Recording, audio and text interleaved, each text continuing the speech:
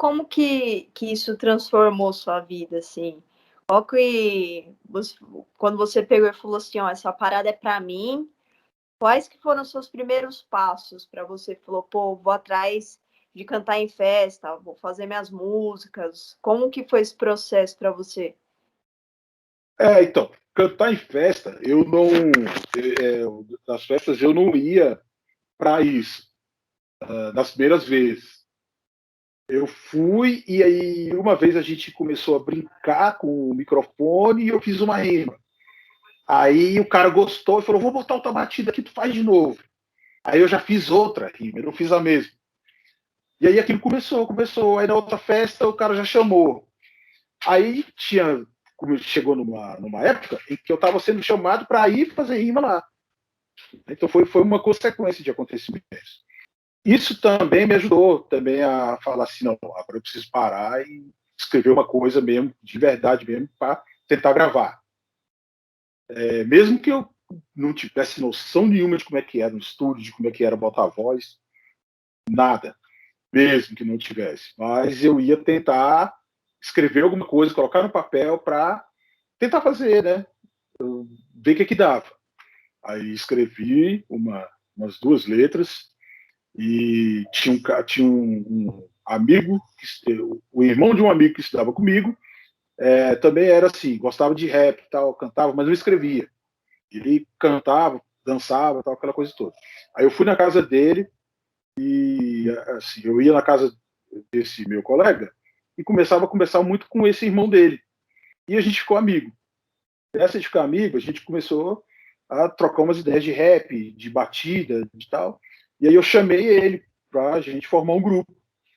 E aí ainda não era o Falso Sistema, era um nome meio pesado, porque assim, antigamente aqui em Brasília, os nomes de grupo de rap não é nominho assim, tipo, digamos, amenizando, né? Amaciando a ideia. Era nome pesadão mesmo, porque aqui sempre foi um clima pesado na música também. O clima nas ruas era muito pesado e na música também era assim, e os nomes dos grupos também. O nome do nosso primeiro grupo é Atitude Criminal. Atitude Criminal. Era um nome pesado na época, saca? Uma coisa que impactava quando a pessoa via. Então, eu chamei ele, a gente formou esse primeiro grupo. Depois entrou um primo meu, todo final de semana, ele morava na Grande Brasília, né? Ele morava no entorno de Brasília, na região metropolitana, mas todo final de semana ele ia lá para minha casa. E aí a gente juntamos nós três e fizemos o grupo, Atitude Criminal. E aí, Isso é em com qual essas. ano? Isso em 94, 93, 93, 93. Aí, as primeiras letras, essas duas primeiras letras, a gente foi conhecendo outras pessoas, aí conhecemos um rapaz que tinha um deckzinho que gravava e com o microfone. Aí a gente foi na casa dele, gravamos essas duas músicas numa fita, deckzinha, com uma batida de música de um disco instrumental que ele arrumou. Uma música foi de um disco instrumental, a outra ele pegou a música, aí pegou uma outra fita, gravou um pedaço da música que não tinha voz, aí juntava esse pedaço da fita, era assim um processo mecânico e muito trabalhoso que gastava uma tarde toda para fazer. Desse pedaço da fita ele cortava aqui, aí cortava com a tesourinha, aí ia lá gravava de novo, aí pedava, juntava, aí gravava de novo, emendava. Foi fazendo isso até ficar uns 4, 5 minutos mais ou menos, com o mesmo instrumental, emendaram na fitinha, e aí botavam para tocar. Nossa, que trampo, cara. Trampo. Aí botava para tocar no outro, e aí gravou nesse de cá com a fita nova. E aí gravamos nessa instrumental emendada. Era um processo que, o primeiro que eu vi fazer isso aqui em Brasília foi o DJ Jamaica. Ele fazia muito isso com as primeiras fitinhas do Câmbio Negro. Ele fazia. E nesse processo aí, a gente conseguiu gravar, mostrar para algumas pessoas e tal. Aí o pessoal falava, né? Não, mas esse nome é muito pesado. Esse nome é muito pesado. E aí, nessa história desse nome muito pesado, teve um festival de música lá na Samambaia, que é uma outra quebrada que tem aqui em Brasília.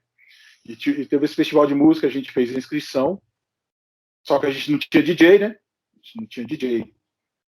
Aí a gente foi apresentado, conhecemos o Mano Mix, DJ Mano Mix, que trabalhou com o GOG, trabalhou com o grupo Pregadores da Paz, aliás, trabalha com o grupo Pregadores da Paz, que é um grupo gospel aqui no Distrito Federal.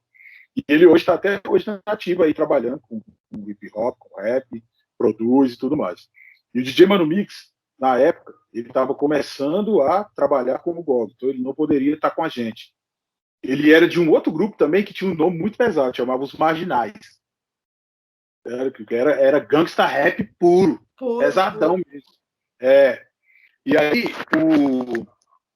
o Mano Mix apresentou o irmão dele, o WM. E o WM passou oficialmente a ser o nosso DJ. E aí a gente foi fazer essa apresentação nesse festival no Samambaia, em 94. Cantamos 2 músicas, e foi bem recebido, bem legal. E aí passou um tempo, o meu primo não pôde mais continuar, o Carlão, que era esse outro meu amigo, também não pôde continuar. Tudo dificuldade das coisas não estarem acontecendo, o cara precisou estar estudando, precisa ir trabalhar, ou precisa fazer os dois, e aí você não vive mais, né? Porque quem trabalha e estuda na quebrada, você sai 5 da manhã e volta meia-noite. O que você vai fazer a mais? Né? Não tem, né? Tem que fazer, não dá. Tem tempo. E aí os caras não puderam continuar e eu continuei. Eu fui seguindo, aí na sequência eu fiquei amigo do cubano que estudava na outra escola para onde eu fui, no ensino médio. Aí eu conheci o cubano, que tinha esse apelido, que ele jogava vôlei, era bem altão e tal. E o DJ Beatles, que eu já conhecia anteriormente, né? Beatles. A gente já era amigo já pelo intermédio do Carlão, ele havia apresentado. E aí na casa do Beatles a gente fazia esses ensaios, aí o Beatles foi chamado para ser o DJ oficial, porque logo depois o WM também não pôde continuar. E eram muitos motivos. Rap era muita treta naquela época, você manter grupo por tempo era bem difícil. Então, o DJ Beatles veio, somou e ficou eu, ele e o cubano. Aí essa veio ser a formação do falso sistema mesmo, de fato. Né? E a gente tinha mudado o nome para entrar no festival. Lá, esse festival, a gente já não era mais o Atitude Criminal, era o falso sistema. Já. Porque não dava para ficar usando esse nome, saca? Era pesado demais e assustava o pessoal que poderia chamar gente para cantar. Mas continuava sendo gangsta rap do mesmo jeito. Era apenas o nome do grupo que teve que mudar. E aí nós criamos o falso sistema. E aí, depois disso, aí, com o cubano e o Beatles, parece que a coisa deu uma deslanchada maior, até porque já tinha feito umas boas apresentações, então deu uma deslanchada melhor, a coisa caminhou de um jeito mais fluido, né? A gente começou a fazer apresentações em grandes festas, grandes festivais, eventos particulares a gente era chamado também. Então, assim, até aniversário a gente cantava. Aniversário do fulano. O cara era muito famoso em um lugar, em um determinado lugar. A gente ia lá, cantava na festa de aniversário do cara. Então, assim, tinha isso também, saca? Tinha muito evento particular que a gente ia. E nisso a gente foi pegando nome, foi fazendo. E o qual sistema, logo, logo entrou na mira de algumas pessoas que queriam nos gravar. Hoje, a gente se comportaria de outra forma, com toda certeza, na relação que teríamos com essas pessoas. Porque veio muita gente que não somou, atrapalhou o caminho. E veio muita gente que, de fato, iria nos ajudar e a gente não quis ajuda. Sabe assim, a imaturidade mesmo do momento, da situação, de não poder confiar. Né? A velha história de comportamento da quebrada. Isso tinha muito. Né? Mas a gente conseguiu fazer a coisa meio que deslanchar. Né? Quando foi em 96, 97, a gente conseguiu gravar 2 músicas num estúdio profissional mesmo, uma coisa toda, lá com o DJ Elívio Blower, que era um produtor de dance music. Ele não era produtor de rap, era produtor de dance music, mas que gostava das batidas de black, até porque dance music é black music, né, também. Tá relacionado. Exato. E aí a gente produziu lá 2 músicas com ele, e aí sim, virou um CDzinho e isso aí se espalhou. Aí foi para São Paulo, chegou no Rio, chegou no Rio Grande do Sul, chegou em Minas, chegou lá no Pernambuco, no Nordeste, lá em Recife, Salvador. E aí as coisas começaram a tomar uma outra forma e a gente foi convidado a participar de uma coletânea chamada Linha de Frente, com uma gravadora não sei se é o Giba, em São Paulo. Não lembro de qual. É a CD Box? Não, não, não. A CD Box é daqui de Brasília. E essas 2 A Linha músicas de entraram. Frente é do Nosso Som. Gravadora Nosso Som, exatamente. Acho que era o Frutinha, né? Que era o responsável, né? O apelido dele. Não sei, Não lembro. não sei. Ele tinha um apelido assim. E aí, eu sei que a gente gravou, e aí passamos a ser conhecidos em mais lugares. Eu não vou dizer nacionalmente, porque aí eu não tenho conhecimento se foi em todos os lugares do Brasil, mas foi em muito lugar. E aí as coisas começaram a dar uma engrenada melhor, né? Até que, um ano depois, a gente foi convidado para gravar pela Discovery. Só que nesse meio tempo, tinha possibilidade, volta de novo a história que eu falei da imaturidade, de não saber tomar as decisões corretas ou não pensar nas decisões. Nós tínhamos 4 opções. Ou gravar a gente mesmo independente, que a gente tinha possibilidade independente. Tinha um pessoal que faria com a gente, depois a gente devolveria a grana para eles, saca? A grana do investimento inicial. A gente poderia ter feito. A gente ficou com medo e não fez. E era na época que o rap tava forte pra caramba. Tivesse feito, a gente tinha vendido, tinha ganhado 5 vezes mais. Né? E o dinheiro todo nosso. A gente não teve maturidade para isso. Aí teve o convite da Discovery. Só que era um contrato um pouco extenso, a gente não gostou. Teve a CD Box, que foi a melhor opção assim, de contrato.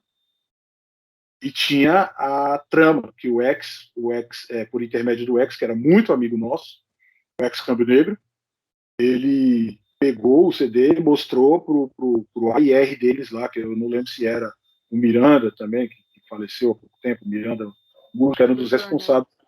Isso. Mostrou para ele, ele falou, pô, legal o som dos caras, mas vai ter que esperar 1 ano para gravar. E aí a gente, naquela agonia toda, assinamos com a CD Box, que não foi uma má escolha, mas não foi a melhor escolha. Né? O ideal mesmo ou era a gente esperar 1 ano e gravar na Trama, que eu vejo, né? Era o ideal, esperar 1 ano e gravar na Trama, ou fazer o disco por nossa conta própria, né? Da nossa gravadora independente, que na época era Esquadrão do Verso. A gente já tinha um selinho com nome, com design, com tudo, que veio a ser o vinil que a gente lançou depois. Lançou um vinil, 3 vocais, 3 músicas instrumentais, um singlezinho, lançou já por nossa gravadora. Mas isso era para a gente ter feito no nosso disco anterior, né, no disco cheio mesmo. Mas foram percalços, né, que vieram, que aconteceram. E eu estou resumindo a história, né, porque assim, tem coisa que eu não lembro mais, tem coisa que a gente vai passando, mas rolou muita coisa nessa época aí que foi muito boa para o rap brasileiro, para o rap de Brasil, para o falso sistema. Foram momentos muito bons, memoráveis. Legal. Você falando e eu pensando no corre que vocês estavam fazendo, né? Porque tudo isso você tem que.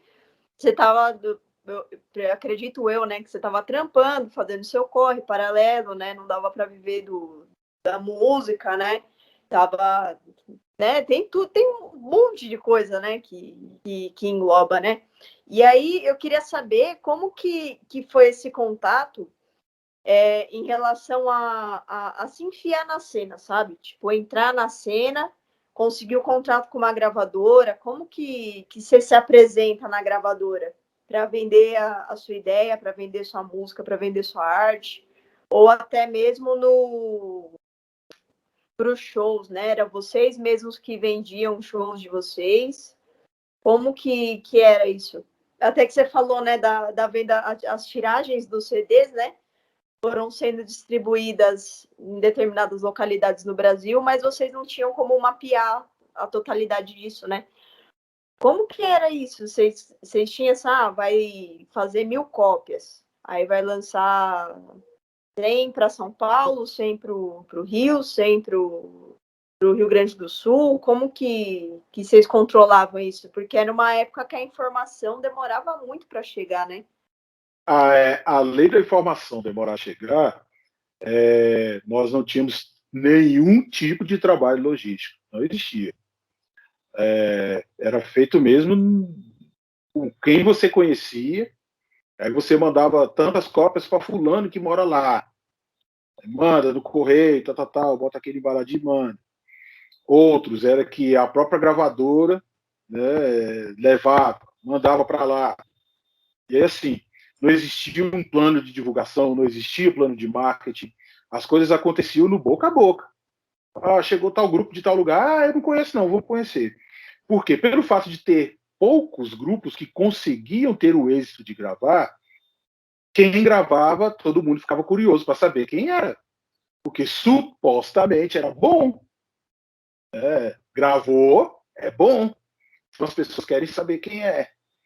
E nessa busca de vamos lá procurar, a sua música podia virar no lugar e outro as pessoas nem saber quem você era, né?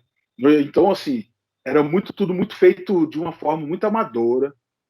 As gravadoras eram pequenas, com estrutura muito pequena, com pouquíssima gente, com pouco recurso, e não tinha esse plano de trabalhar essa distribuição, né?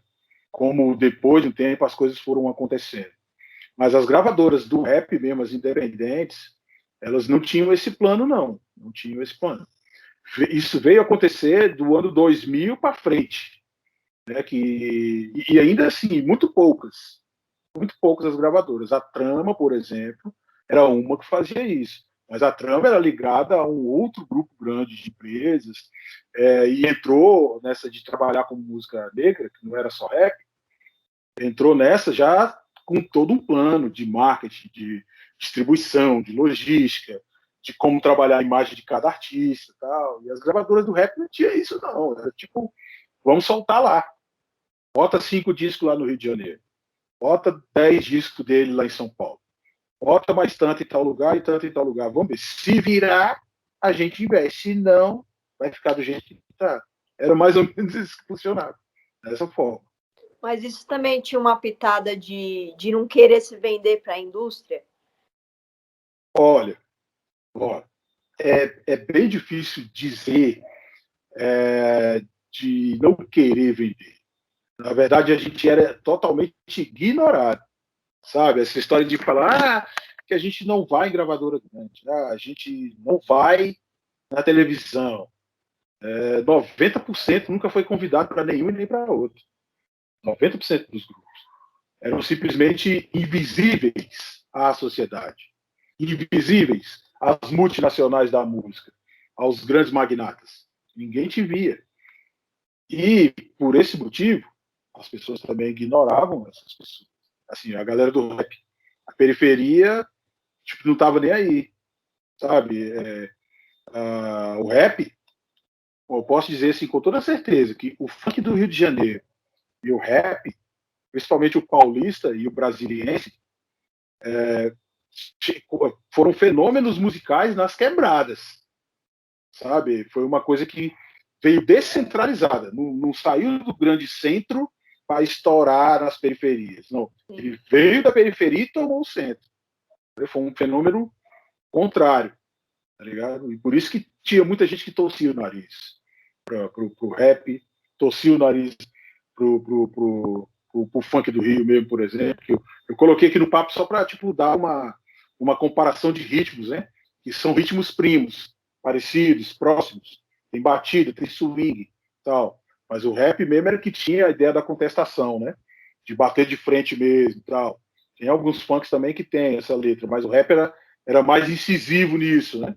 Tinha mais esse poder de contestação. Então, vem disso, né? A gente foi uma batalha mesmo assim de você ser ignorado por muito tempo, tá ligado? Mas você tava ali como um tratorzinho, bem devagarzinho, que vai limpando o terreno. Era isso, a gente estava pavimentando a estrada. De qualquer forma, não estava parando. Foi só crescendo, foi só crescendo. Quando aconteceu aquele boom todo no início dos anos 2000 ali, saca? Mas aí foi por quê? Foi porque houve um processo ali também de dinâmica das gravadoras, porque o rap nos Estados Unidos estava muito forte e eles quiseram implementar, digamos, a mesma linguagem estética, musical e visual no rap brasileiro. E nunca funcionou, né? Nunca deu certo, com exceção de alguns que chegaram aí, mas não se mantiveram. Sinal de que não era algo para, de fato, também ter uma relevância na carreira, né? Uma relevância de caminhada. Não era para esse tipo de construção. Era para ser um boom, um momento, uma modinha, foi naquela época ali, deu, tchau. Tá ligado? E o rap era muito maior do que só isso. Né? Justamente por vir dessa construção das quebradas para o centro, é que houve muito embate, né, de ideias. Por exemplo, você ia para uma. Você assinava com alguns rappers, né, que tiveram a oportunidade de assinar com gravadoras grandes, né, do tipo Warner, Sony, enfim, qualquer uma outra dessas aí, e aí você chegar no time de divulgação lá, no time de marketing, e ser uma galera que não entende nada daquilo, nunca estudou nada daquele fenômeno, que até aquele momento era só um fenômeno para eles, mas que poderia virar uma grande coisa na história da música brasileira, né? Mas era totalmente ignorado naquele momento. Então, para eles também era ignorado. Então, eles não sabiam como lidar com aquilo. E por não saber lidar, muitos rappers caíram na lábia de que tinha que fazer uma coisa mais amena, mais tranquila, para alcançar grandes níveis. Só que esses grandes níveis nunca seriam alcançados porque eles não se esforçariam para fazer isso acontecer. Saca? Com certeza.